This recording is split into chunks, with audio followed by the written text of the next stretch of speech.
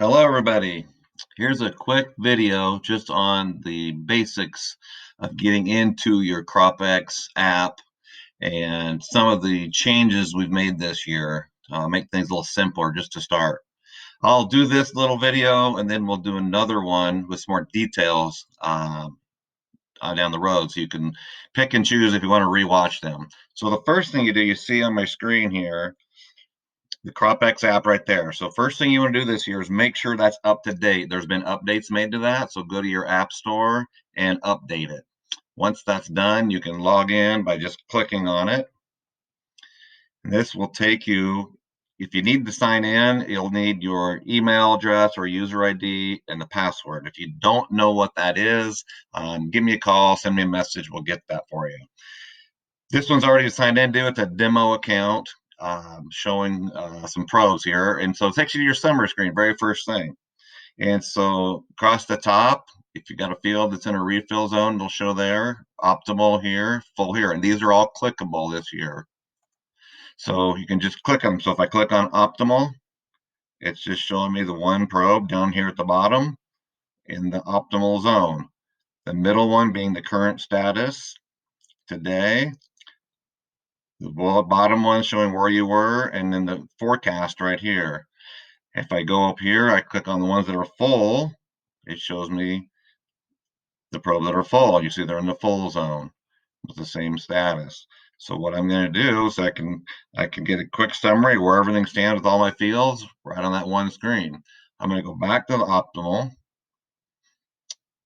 and I'm going to actually go down here. This shows me some status of where everything's at. That's more just to see if you're offline or low battery. We'll deal with that. That kind of helps me more than anything. I'm going to go down here and actually click on this right here, this bar chart, and that's going to take me to the actual probe for that field.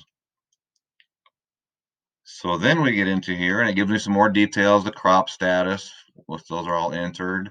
The weather, you can actually click over here on a forecast. I'm not going to show you that for now, but you can look at the forecast and weather. And if there's notes that I've given you right here, there'll be notes, and you can put notes in there if you want. And then go down here, and you got your profile sum showing what's been happening with this field. This line being your full point, this being your refill point. So you can see irrigations or rain events have happened here. And this is actually the live probe that they're watching.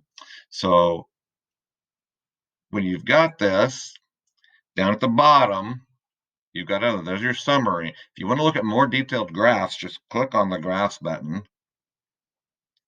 And across the top here, you've got volumetric water content. I'll click on that.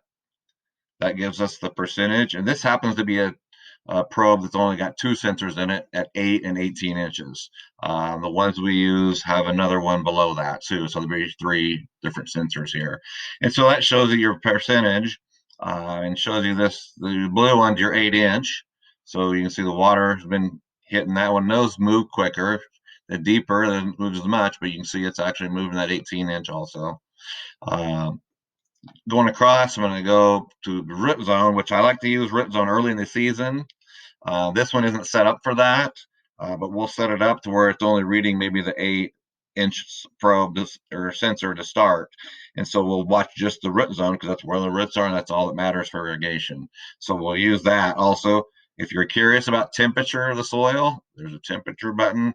Electroconductivity is another issue that we can deal with later, but that's there. And if you want to see a stacked graph, it'll actually put your 8, 18, and a 36 below that in a stacked formation. So just to compare in a different way of looking at them. The two I like profile sum, I like root zone when it's set up, and I do set those up. Volumetric content is also good depending on the soil you're in, and we can go into more details on that. So those are the two at the bottom again. You'll go into the summary, which gives you your profile sum. And up top, any notes, any more accumulated GDDs. It gives you your chart across the top again. There's a calendar down here, which will show rainfall and irrigation events. You manually have to put those in. That's something, if you're interested, we can go